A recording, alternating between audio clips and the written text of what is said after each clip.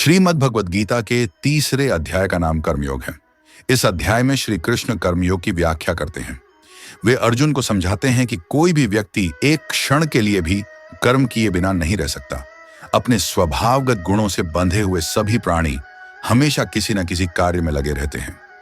श्रेष्ठ वे लोग हैं जो कर्मयोग का अभ्यास करते हैं और बाह्य रूप से अपने उत्तरदायित्वों को पूरा करने के लिए लगन से काम करते रहते हैं, लेकिन आंतरिक रूप से वे उनसे अनासक्त रहते हैं। हालांकि पाखंडी लोग बाह्य रूप से त्याग प्रदर्शित करते हैं, लेकिन आंतरिक रूप से अपनी इंद्रियों के विषयों में लगे रहते हैं। श्री कृष्ण कहते हैं कि सभी जीव भगवान की रचना का अभिन्न अंग हैं और उन्हें अपनी भूमिकाएं और जिम्मेदारियां निभानी होती हैं। वेदों में स्वर्ग के देवताओं को प्रसन्न करने के लिए यज्ञ करने का निर्देश दिया गया है, जो बदले में भौतिक लाभ प्रदान करते हैं।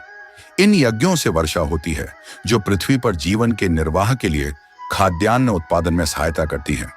जो लोग केवल अपनी इंद्रियों के सुख के लिए जीते हैं और इस चक्र में अपनी जिम्मेदारी स्वीकार नहीं करते हैं, वे पापी हैं और व्यर्थ जी रहे हैं।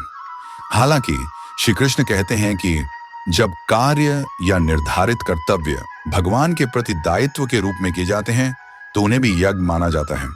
फिर वे बताते हैं कि बाकी मानव जाति के विपरीत प्रबुद्ध आत्माएं अपनी शारीरिक जिम्मेदारियों को पूरा करने के लिए बाध्य नहीं हैं। वे आत्मज्ञान में स्थित होते हैं और आत्मा की उच्चतर जिम्मेदारियों को पूरा करते हैं। हालांकि वे अपने सामाजिक कर्तव्यों का परित्याग नहीं करते, क्योंकि इससे आम लोगों के मन में वैमनस्य पैदा हो सकता है, जो प्रेरणा के लिए उनसे प्रेरणा लेते हैं। इसीलिए बुद्धिमान व्यक्ति बिना किसी व्यक्तिगत उद्देश्य के केवल दूसरों के लिए अनुसरण करने के लिए अच्छे उदाहरण प्रस्तुत करने के लिए काम करना जारी रखते हैं। अन्यथा अज्ञानी अपने निर्धारित कर्तव्यों को समय से पहले ही छोड़ सकते हैं।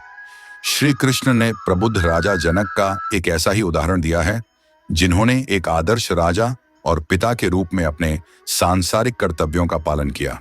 फिर अर्जुन श्री कृष्ण से पूछते हैं कि लोग पाप क्यों करते हैं, चाहे वे ना चाहते हुए भी, मानो किसी बल के द्वारा। भगवान कृष्ण समझाते हैं कि केवल वासना ही पापी सर्वभक्षी शत्रु है। जिस प्रकार धुएं से ढकी हुई आग या धूल से ढका हुआ दर्पण, उसी प्रकार इच्छा व्यक्ति के ज्ञान को ढक लेती है और बुद्धि को भ्रमित कर देती है। अंत में श्री कृष्ण अर्जुन को सलाह देते हैं कि इंद्रियों, मन और बुद्धि को नियंत्रित करके व्यक्ति इच्छा नामक इस शत्रु को मार सकता है, जो पाप का प्रतीक है।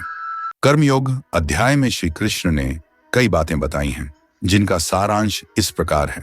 कर्म करना अनिवार्य है और सभी प्राणी कर्म करने के लिए प्रेरित होते हैं। अपने स्वधर्म को पहचानें और उस क्षेत्र में उच्च आदर्श स्थापित करें। बुद्धि को आदर्श पर केंद्रित करें और उसके प्रति समर्पित हो जाएं। कार्य करते समय मन को अतीत और भविष्य की चिंता में न ले जाएं। सत्व गुण को विकसित करें, रजोगुण को परिष्कृत करें और तम गुण को समाप्त करें। इच्छा शत्रु है और उसे बुद्धि के नियंत्रण में लाएं। इंद्रियों को वश में करके काम को जीतें। आत्मा को जानकर बुद्धि के जरिए मन को वश में करें। सभी जीव अपनी स्वाभाविक प्रकृति के गुणों के कारण कार्य करने के लिए बाध्य होते हैं। कोई भी प्राणी एक क्षण के लिए भी अकर्मण्य नहीं रह सकता।